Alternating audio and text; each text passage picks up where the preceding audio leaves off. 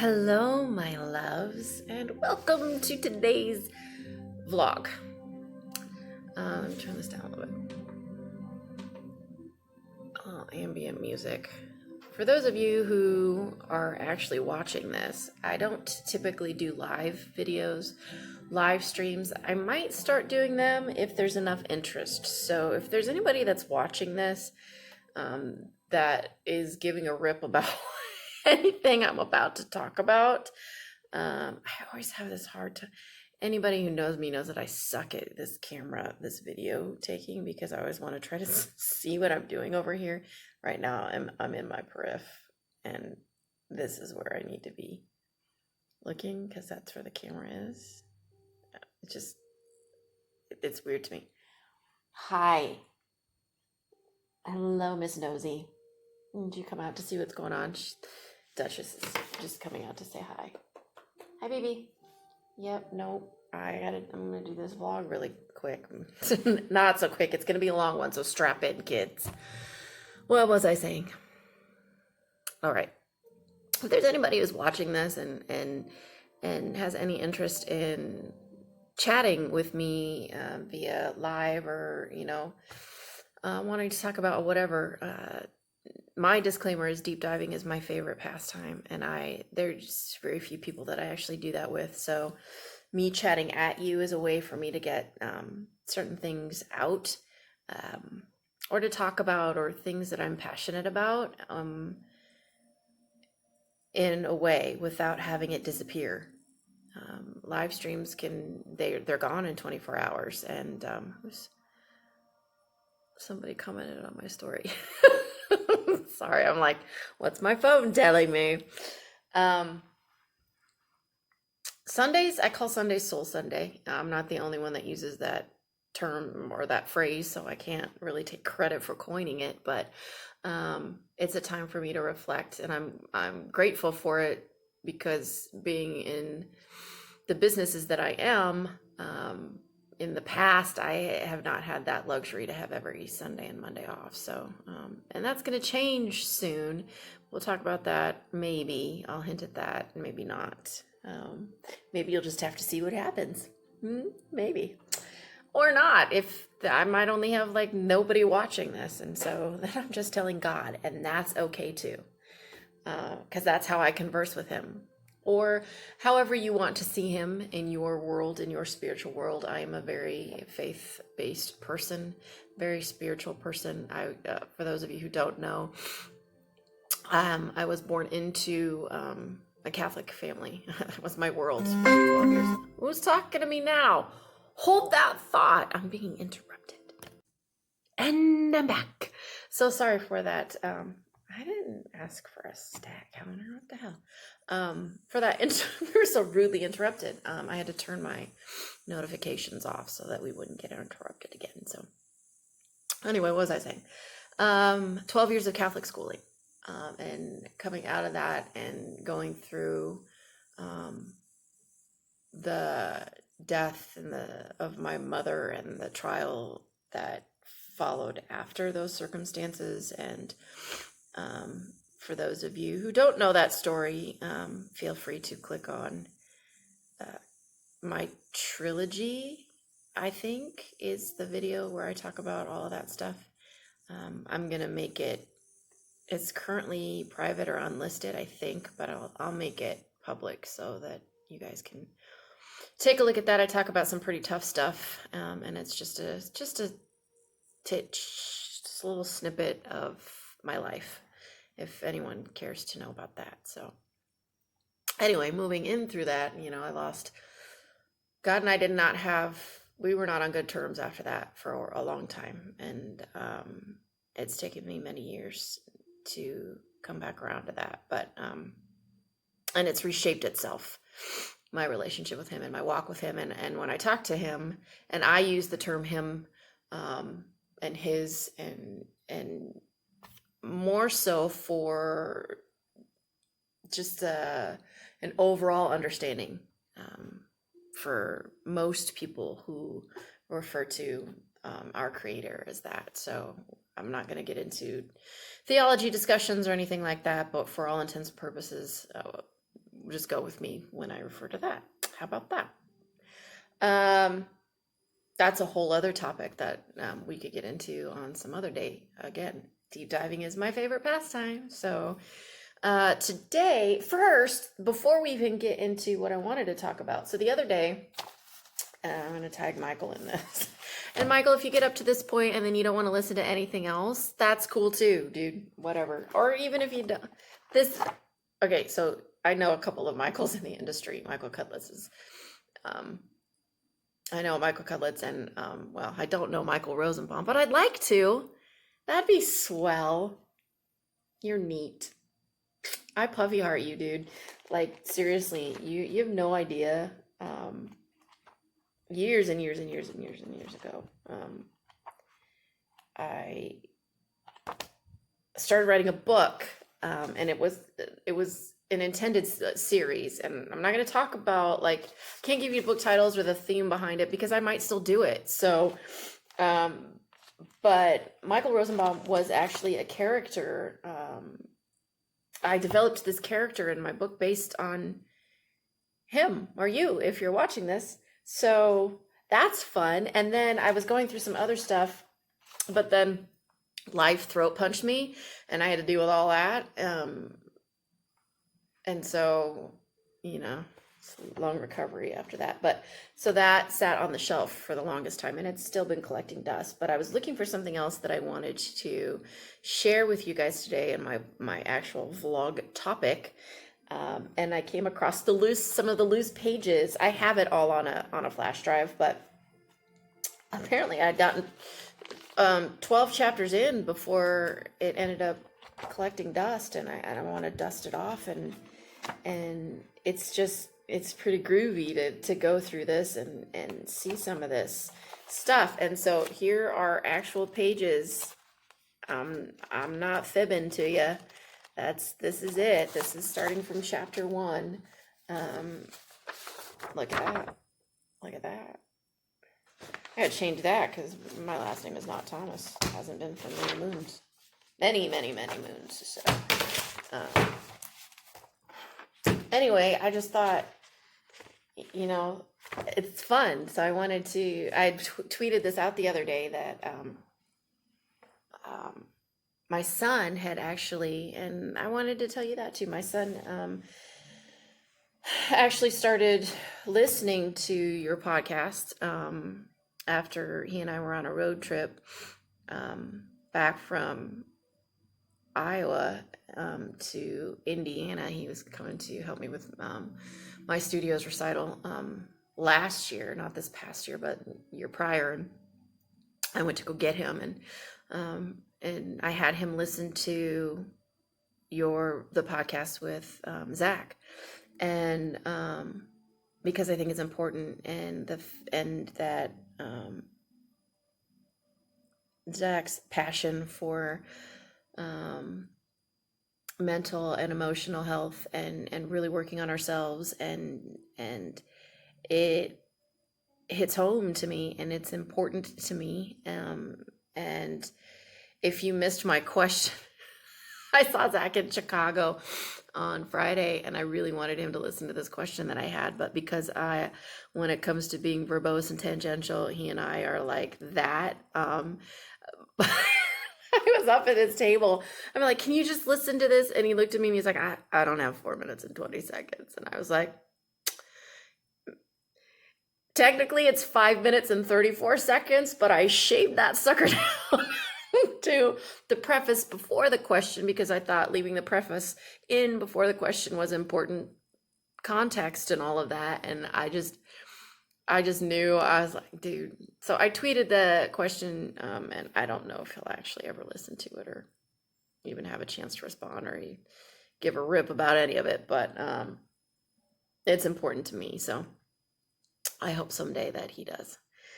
Okay, so that, Michael, if you're done listening, you can cut that out too, but let's just use this as a bucket list item, as I want to get on one of your podcasts. I would love to be a guest on one of your podcasts. I'd love to chit chat with you. I think we'd have a great conversation, actually. Anyway, I'm looking forward to the In Love podcast as well that's coming up. If you guys don't know Michael Rosenbaum's podcast, Inside of You, you should really check it out. It's some great stuff, along with Jay Shetty, because that I could listen to all of that. I'll find myself just in a quiet space and think I just really need to latch on to something. Does that make sense? I need something to help me grow just a little bit, and these little nuggets, these little trinkets that he gives in his interviews are just, they're so profound to me, and I love every single one of them. If there's anybody watching this who knows me, I think my bestie might watch part of this. I don't know, maybe not. She's got other things that she's doing. I mean, she's got a life. I can count on one hand how many people that I actually have deep conversations with, and I could count on less than that, maybe 3 fingers, 2 maybe, of people that I trust enough with this to let people in. So for me to do these little vlogs and stuff, it's kind of a big darn deal. So if you're not watching, I'm gonna boo and I'm gonna hiss you. No, I'm not really. I'm not. As far as you know, I'll just wait till I'm off camera. But today, I'm just gonna turn that down a little bit. I love having some ambient music. Look, music and I are simpatico. Music and I'm always gonna have it. I'm either gonna be singing, I'm gonna be dancing, and that's just me. So, on the flip side of that, we were talking about Soul Sunday, and then I get sidetracked so easy, you guys. Just strap in, because you never know where I'm gonna go with any of this. I don't rehearse this stuff. It just comes flying out. Part of what I wanted to talk about is authenticity, and what that means to me, and how when you guys post pictures or you do certain things on the internet and social media, it's just a crazy, gnarly, confusing, amazing place that you could get easily lost in if you're not careful. And if you have a platform, and if you're a celebrity, or you're trying to do good or whatever, I thought about this morning, and in my Soul Sunday reflecting, and that in everything that I do, I want to make sure that I'm doing it, all things, with great love. And that gets me pretty freaking emotional, because on the exterior, when you first meet me, it can be I can be a bit intense for some people, and not meaning to be. It's just, I think it's a defense mechanism. I think it's just the way that I deal with life. The adamantium that's infused in my spine is, it's the first thing that you'll see, and it takes time for people to really get to know me, and oftentimes I don't let it get that far. So these little videos help me kind of chip away at that a little bit, mainly because there's safety in it for me, because nobody's responding. I don't even know if anybody's watching. So really, back to my conversations with God. That's how I talk to him. It's like this. I have these conversations with him out loud. It's out loud. And sometimes I look like my dog, like my dog is God, and he's going to respond through Duchess. This just doesn't happen. Back to authenticity. If you're not careful, what will come across is, or what can come across, and I've seen it with celebrities who have these platforms, and they're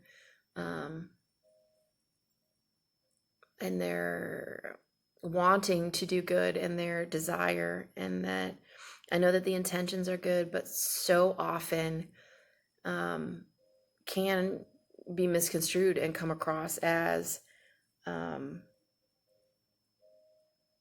insincere. And so now there are a few that are as sincere as they come. But in that also there are moments of, like I saw a meme today that said oh, what did it say? We are a sad world posting happy pictures. Or in a world that's sad, we're posting happy photos, or something to that effect. And that really struck a chord with me because I believe it to be true. I believe that there aren't enough of those out there who have, all these followers and are using their platform for seemingly good, that there's still a barrier there. And for me, that's easy to say because I'm nobody. I'm nobody. I'm just this chick that's doing a podcast. It's not even a podcast, it's a vlog about my life, thinking that maybe somebody out there is going to watch this and find value in something that I say. And maybe it's one person, because in the grand scheme of things, I don't matter. I am insignificant.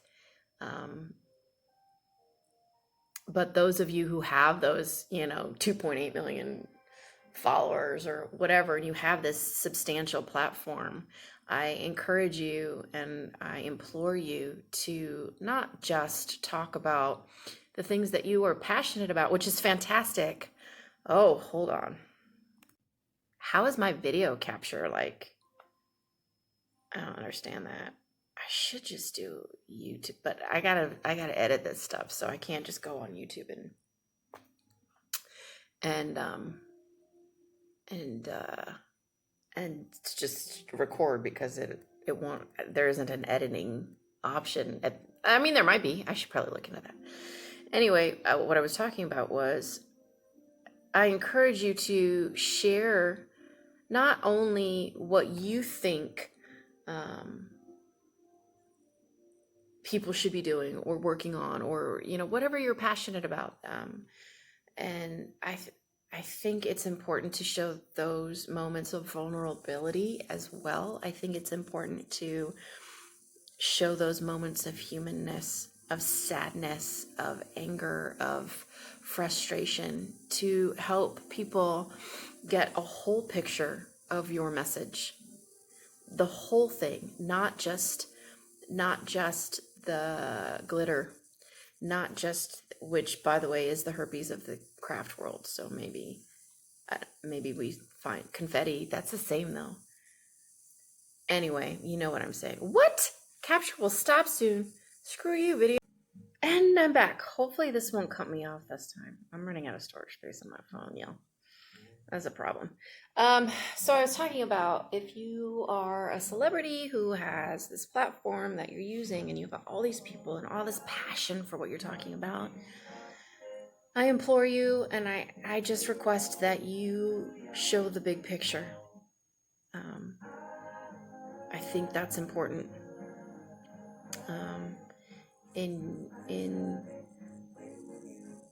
Because it's not all fun. It's not. I am one of the most optimistic people you will ever meet. And it kind of scares people sometimes how optimistic I am. Especially anybody who's really cynical, obviously, that they wouldn't find any value in what I have to tell them. But it's not all fun and games for me. I am a pretty serious person, and I try to find joy in every day, and I am grateful in every day. But I am a serious girl, so and I don't think I should ever change that. I'm learning to be more childlike. Oh, I'm perpetually 6 years old. I mean, I've said that several times over many years, and those who know me know that that's true.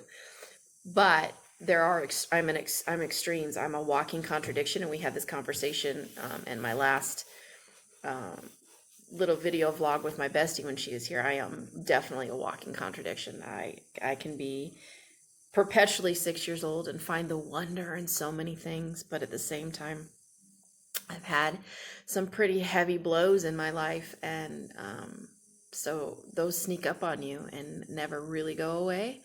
Um, but nor should they. They they wrap around you like a blanket, and you choose which corner to pull down and let the air in and cool off a little bit before it wraps around you again. So it ebbs and flows. Grief is like that in so many ways. It never really goes away. It just ebbs and it flows. Be like the nature of water. Um, so that was the first thing that I wanted to talk about, other than the book that I had written that I found that was groovy. And I wanted to mention some big life changes that are going to be happening for me. I'm not going to talk about what that is. I'm still working on it. I'm still working through it and what that's going to look like. But every few years or so, I'm pretty nomadic. So I've never lived in a place that felt like home to me. And I've said that before in prior vlogs. But if this is your first time tuning in, welcome. And thank you for watching this this nobody talk. Thank you. What was I talking about? Oh, yeah, every few years or so I get this itch to pack things up and start anew and shed my skin, and it's time to molt, kids. So that will be happening again. I don't know how or when or what it will be. God and I had that conversation this morning, and I know what feels right, and I know what he's shown me, and what he's leading me to do. So I'm going to follow it, and we'll see what happens. And when you guys figure it out or find out, or when I announce it, or when I show up one day and you're like, what the hell? You'll know then. But it's in here, and I'm getting so much better about trusting that and trusting my intuition. I internalize almost everything. I talked to Mel. She's like the only person, my go-to person that I really confide in. The rest of it I do on my own. And other than my mom on occasion, we've had conversations, but other than that, it's me and God, and that's the walk that I walk and the talk that I talk, and good, bad, or otherwise, that's me. So, I did. Here's the other thing that I wanted to talk about is, and I wanted to do it now because next week when the anniversary pops up, it's gonna be way too hard, and I'm gonna start crying right now. It's gonna be way too hard for me to get through on that day or in the days leading up to it. So we were talking about grief and how it ebbs and flows, and this is that moment, and this is me sharing that with you, and giving you a little insight into my life. And should anything ever happen to me, at least these exist. It's important because I have polycystic kidney disease, and so at some point my kidneys will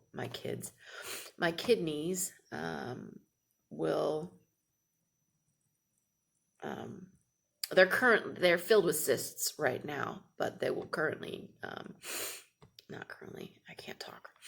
They will continue to fill with cysts until they get to become the size of regulation NFL footballs. If you aren't aware of what PKD is, please go look it up. PKD.org, Polycystic Kidney Foundation, or look up renal failure or kidneys or whatever, and that should pop up. It's a genetic disease. There is no cure. At one point, I will need a transplant. I will be on dialysis at some point, unless God willing, there is becomes a cure. I think we're getting closer and closer every day, but we're not there yet. So currently there is no cure. There's only treatment. I have to be very careful about certain things that I eat, my caffeine intake. I don't drink or smoke. Never have. I take that back. I've had a few drinks sporadically here and there over the years, but I'm such a lightweight now that if I even had half a glass of wine, I'd be asleep. Like I'd be out for the night. And we could talk about that some other time. If anybody's curious as to why I choose not to drink, then we could talk about that. Yeah, so what's coming up is the anniversary of my father's passing. And if anybody's followed any of my social media stuff, you would know that I was a daddy's girl. And I say that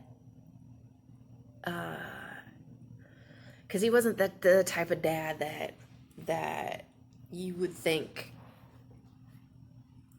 would fit that description. He was very stoic and aloof, and God, what's going on? I hear I say that all the time. I'm about to shave the whole freaking thing off. But he taught me so many things, and I'd like to read to you now the blog I wrote about him in what's the date on this?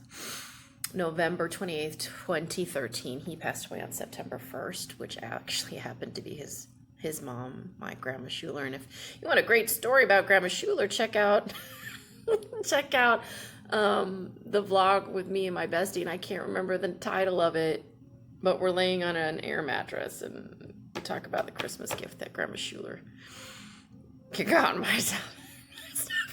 I can't laugh. I'll laugh every time I think about it because it's ridiculous. It's ridiculous. Anyway, for anybody who, by the way, wants to know what I'm listening to, it's the soundtrack to Book of Love from the movie Book of Love. But I've not actually seen the movie, so I might watch it tonight, depending on, I've got some other things that I need to get done. But I fell in love with this soundtrack, and largely written and produced by Justin Timberlake. So if you haven't listened to it, I highly recommend that you download it. So again, music and I all ends of the earth for me, like hip hop and R&B to classical to country to everything in between. I'm not really big into classic rock and can't handle death metal. I don't even know it. I can't handle that. But yeah, there's doesn't mean that I don't know classic rock. It's not my thing. It's not my jam. You know, another is like hard rock, like Metallica and like AC/DC. That's classic rock too. So, but that's not my thing. I'm a pop girl mostly. Show tunes for sure. Some classical music, definitely oldies, and like that Rat Pack kind of era. I'm an old soul that way, and I really feel. Oh, and I'm an '80s girl. Duh.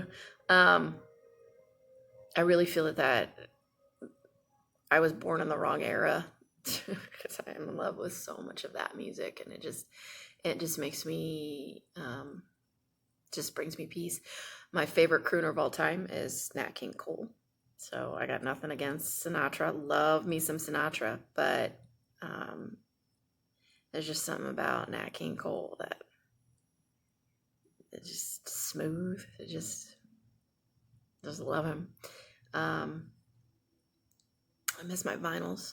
I had a whole ton of vinyls, and in 1993, there was a huge flood in Iowa, and I was living it with my older sister at the time.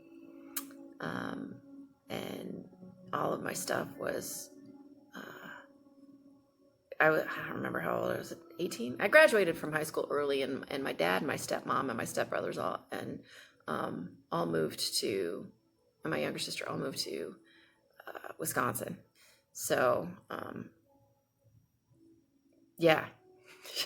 So I ended up staying in Iowa with my older sister, and the flood of 93, we had all my stuff was in the basement, and the flood completely just destroyed it. I had so many. That was probably one of the first times that I realized that I really kind of felt like it's just stuff, it's just stuff. And that's really when I started kind of adopting the idea of being a minimalist. It's evolved over the years. Obviously, I got married and I had kids, and that kind of changed, and things got put on the table. But as I came through that, and over the last 10 years of being on my own, and just being me and by myself, I moved a lot. And I was a military brat, so we moved a few times, but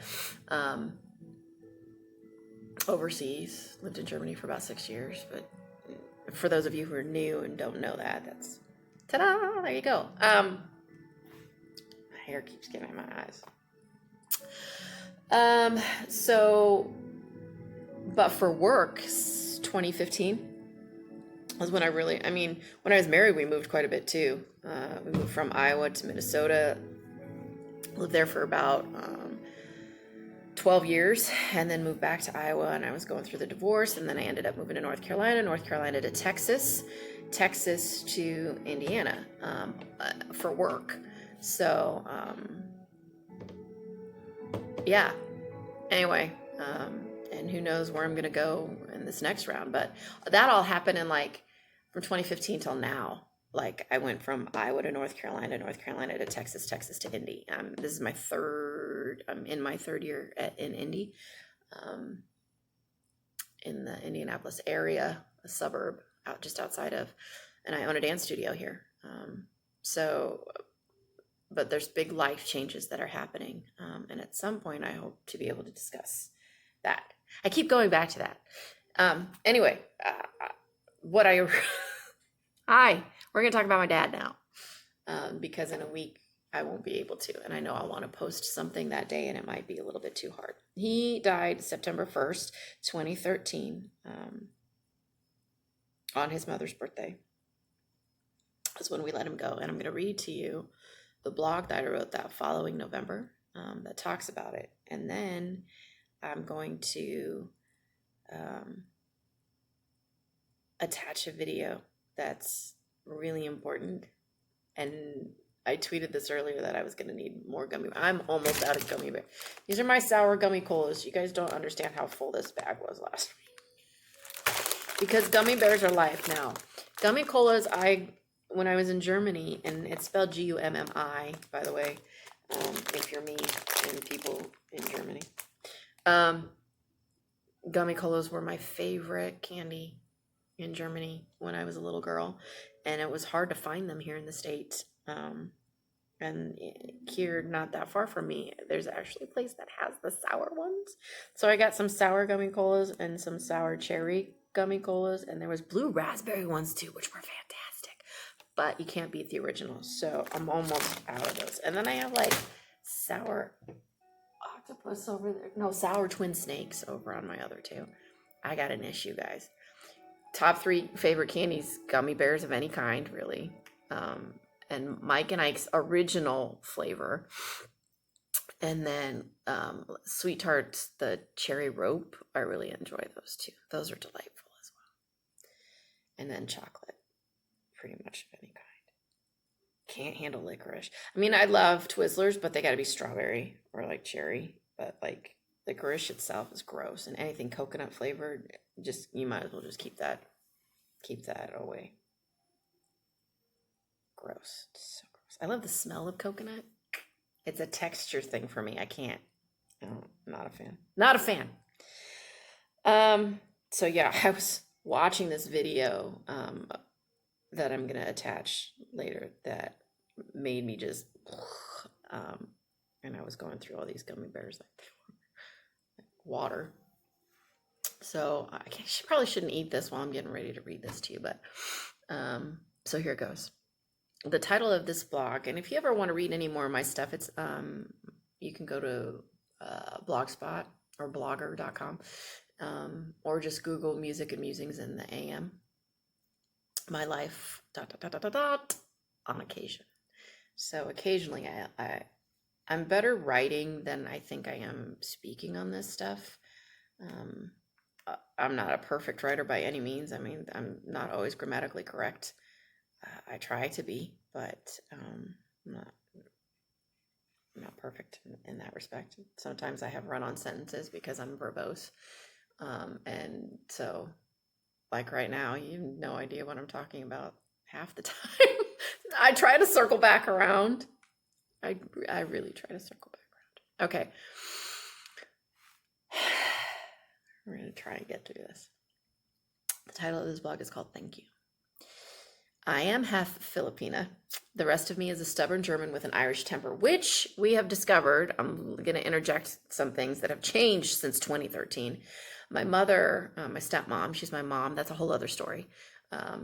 Since I was 16 years old and lost my actual mom, listen to the trilogy. Go watch the trilogy. You'll know. She bought me the DNA kit not that long ago, a couple years ago, and so we did that. We found out that I'm actually more English and Welsh than anything.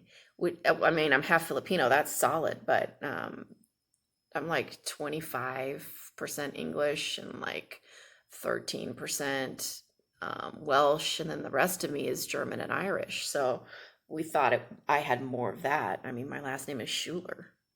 Do I look German? I don't know. I look Filipino. I really do take after my dad.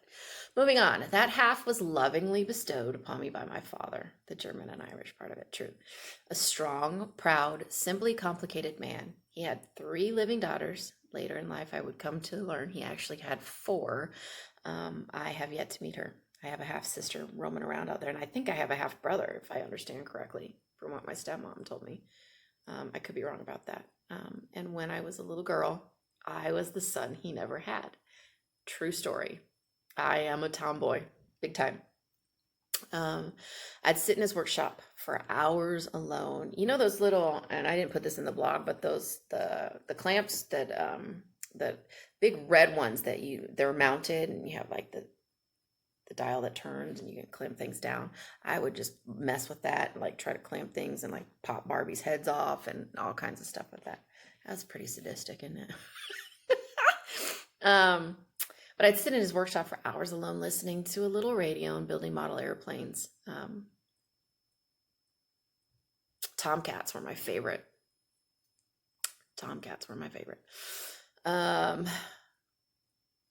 He'd occasionally come and check on me to see how I was doing and to help me paint and put the decals on, which my attention to detail was formed in those hours. He would come down and we would just ever so, and he was one of those guys that, he big detail person, which in turn I became a huge detail girl.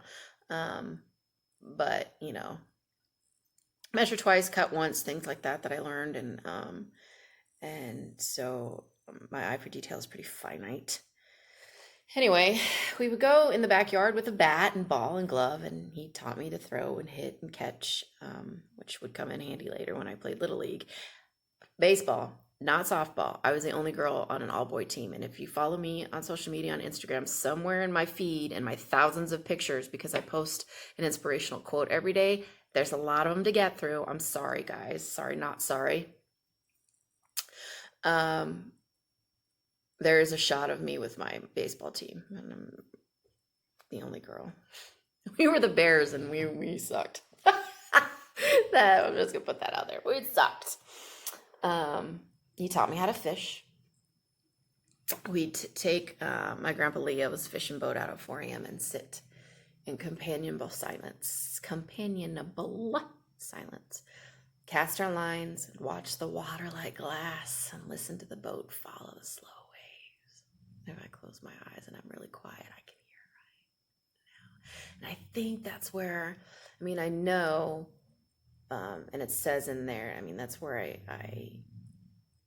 I became enamored with just the stillness in the wee small hours of the morning. And I think that's really where the sound of water became important to me, being near it. Looking back at it now, I really truly believe that. Let me get my music back.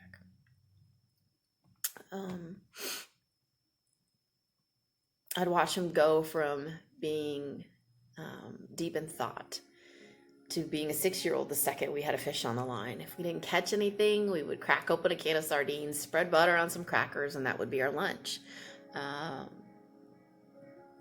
It's a memory that will always stick with me as a little girl, is eating sardines and crackers with my dad. For a few weekends leading up to his death, he went out fishing alone. And Mom and I believed he knew what was going to happen, and I believed in those moments that was his time with God to say, it's okay, I'm tired. He had smoked for many, many, many years, and he had I can't remember how many heart attacks that man had. Too many. I won't go into those stories. And when we were woken up when I was a little girl and freaking out because there was an ambulance in the driveway. That's a whole other memory. But I'm scared that that God was going to take my daddy away. Anyway, I think that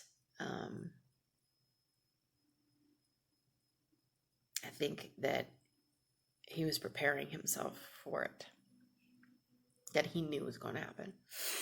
My dad taught me how to throw a football, which would come in handy later when I managed the high school football team, and also where I learned to love football was part of that, was part of throwing it and just, watching it on television when he was asleep. We could call it, nap o'clock, Thanksgiving and football games, and I would watch the games and he would be sleeping on the couch. And but I managed the team, and I loved every second of being on that field and running and getting the guys water and wiping down the footballs in the rain, and I would warm up the quarterback. And I'd warm up the kicker, and I loved it. I love football to this day. I lost a little bit of that when I was married. I mean, my ex-husband, and he still does, as far as I know, is a huge Dallas Cowboy fan, and not so much me. I'm a Patriots fan. I did have a team, but I put a lot of things on the shelf when I got married. So tried to conform to something that I was not, which a lot of people do when they get, in the wrong relationship and not realizing that they're doing it. And that was the podcast that I listened to this last time. I'll jump back in. Just give me a second. Jay Shetty's podcast with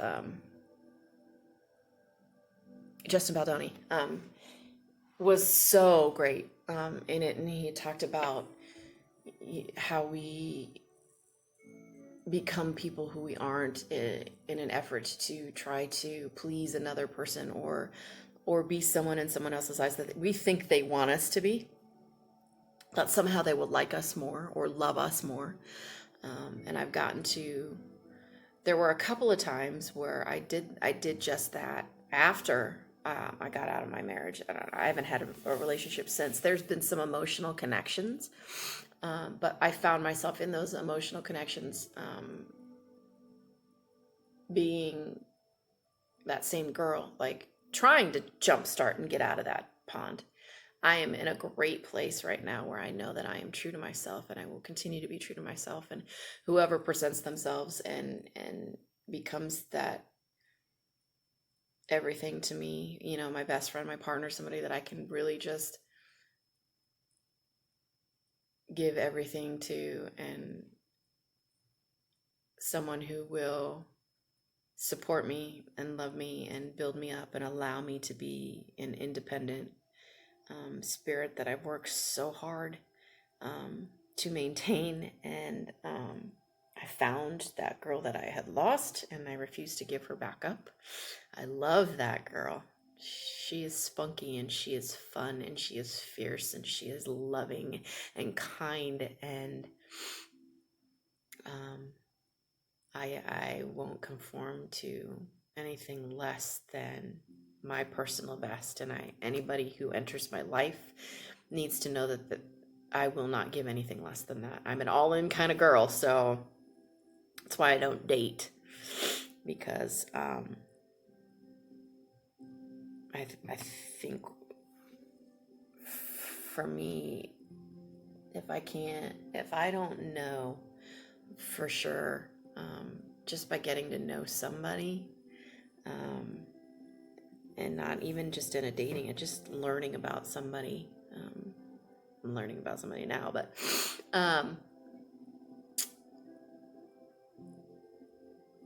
whenever that happens, when we finally get together, I know that it to be true. I don't know if that makes any sense to anybody out there, but and then I'm in it for the long haul, or I'm not in it at all. That's it. And you never want to rush anything. You want to last forever. No matter how my head wants to. How my head says, it's supposed to be now, and this is how it's supposed to be, because God damn it, we're perfect for each other.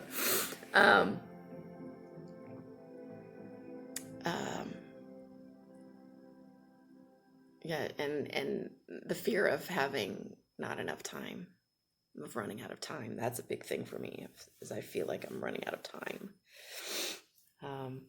So there's that. Anyway, back to Pops. He also taught me how to cook and bake.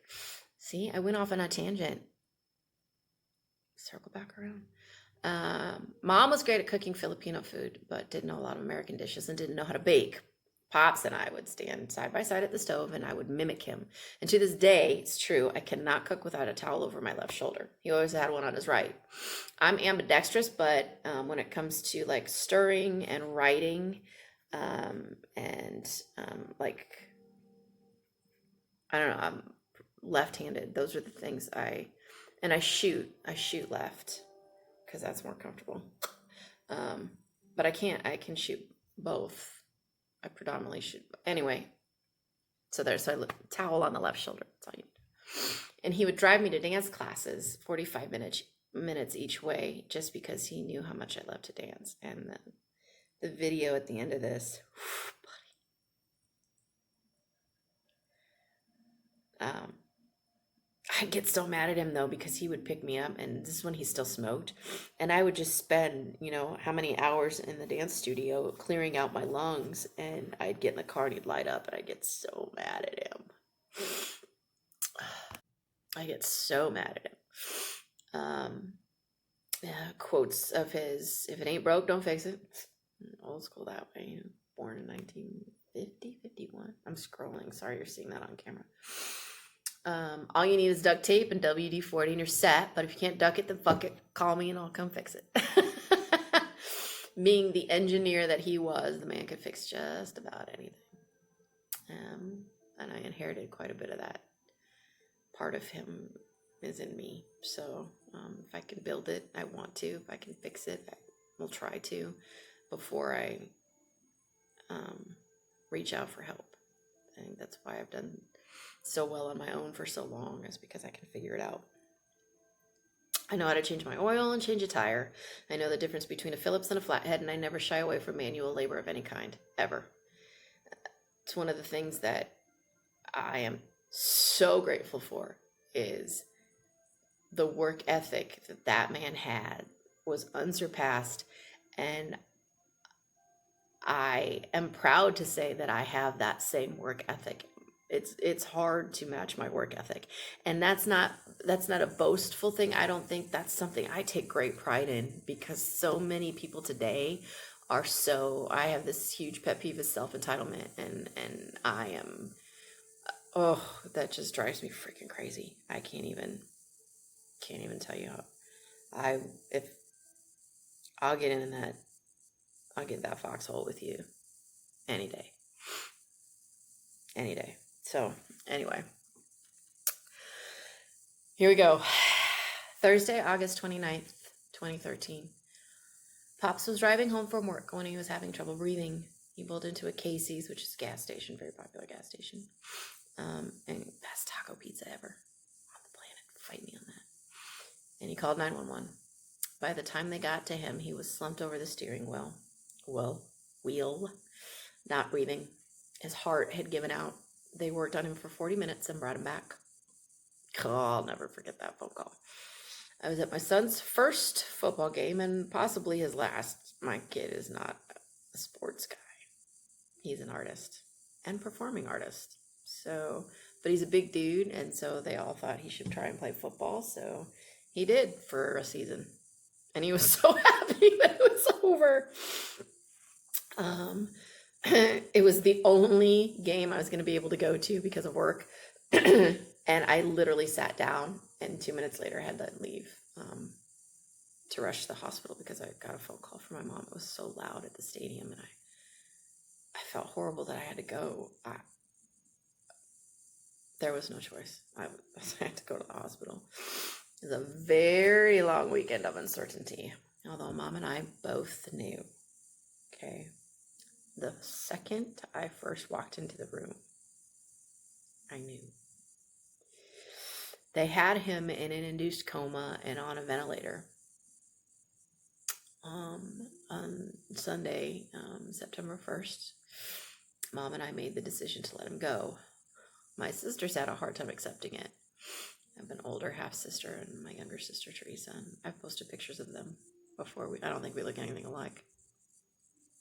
But we knew it was what he would have wanted. He'd been fighting for so long, and his body was so tired. It's time for us to fight for him. So when we took him off the ventilator, so the 29th through till the 1st, he was on the ventilator that entire time. And when we made the decision to take him off, it was just me and my two sisters and my mom in the room. And we listened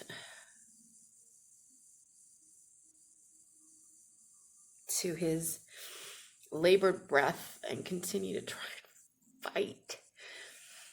Oh, God. I finally leaned over the bed. And I took his face in my hands, just like now, with tears streaming down my face.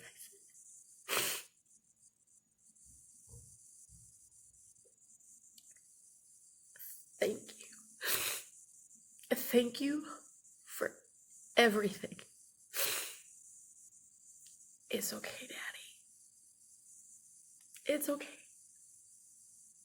You can go. It's time to go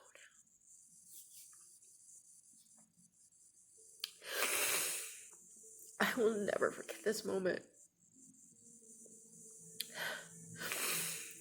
A single tear slid out of his right eye, and he looked right at me, and with his face in my hands,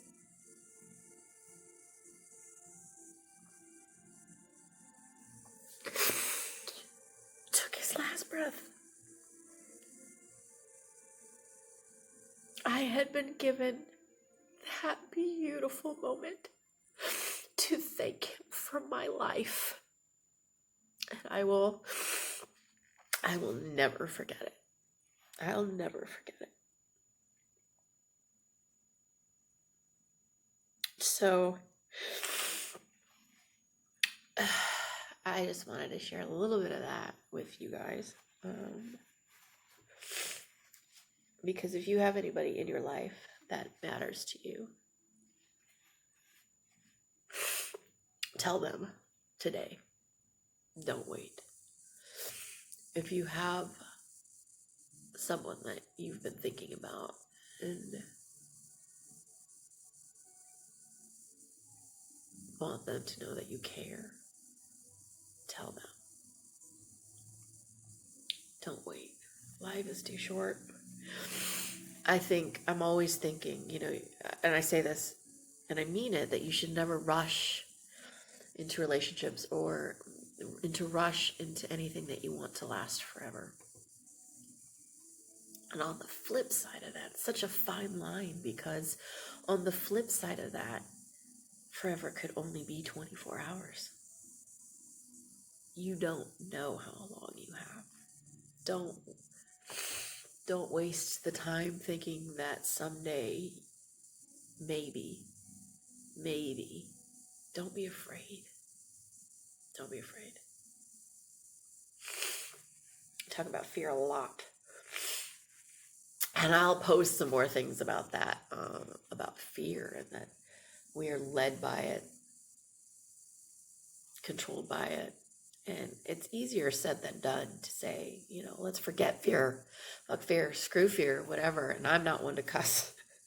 I try not to swear. I used to swear like a sailor, but I've really tried to throttle back, because I believe, and I've said it many times before, I believe there's so many glorious words in the English language that we fail to use on a daily basis. And sometimes I think profanity has its place. I think it's great, and it helps in expression for sure, but I think there's something lost in not finding a different word to use. Slowly, our English language slowly deteriorates over time if we don't use it. Anyway, enough about that. That's just me. I mean, you can do whatever you want, and swearing doesn't offend me at all. Sometimes it can, when it's like, okay, that's uncalled for. Like, come on now, dude. Really, right now. And there's certain swear words that if you ever say in front of me,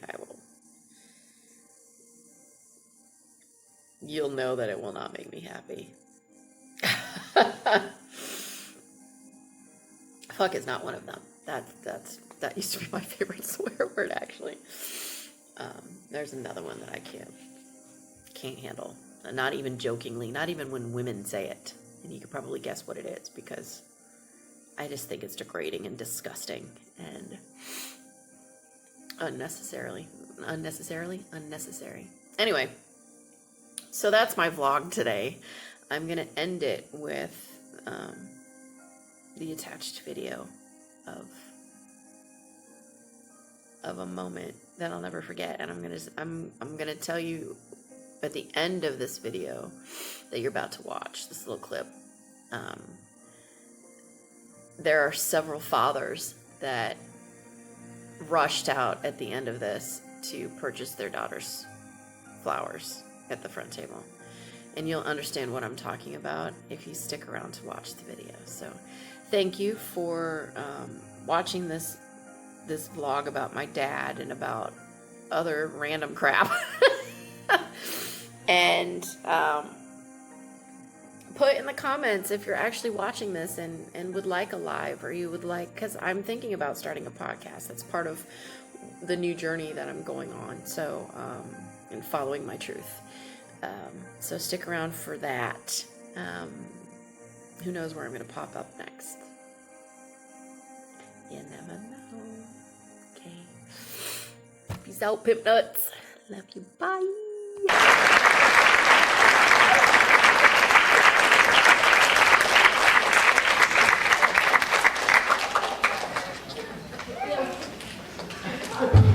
We have one more special presentation. Everyone just stay on stage for 1 second.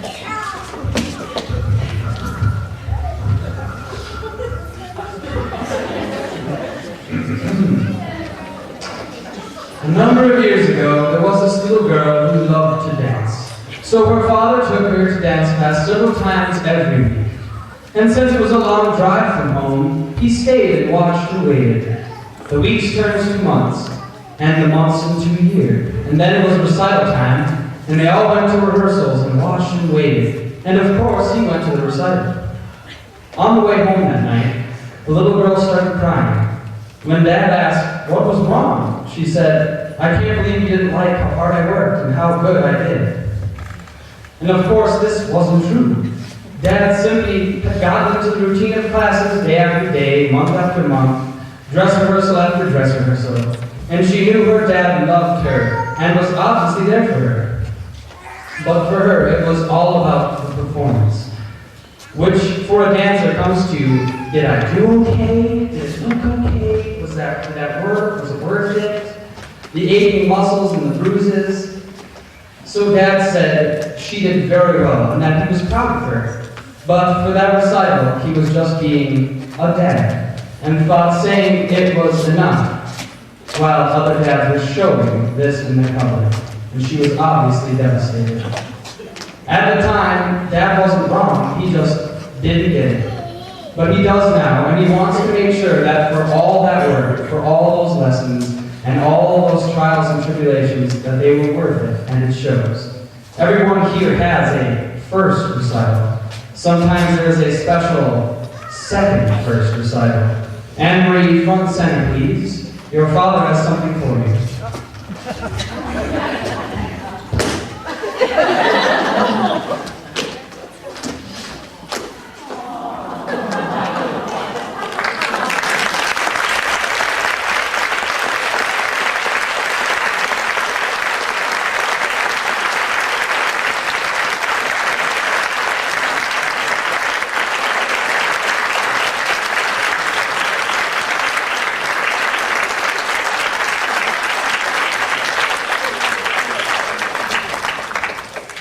Oh, thank you.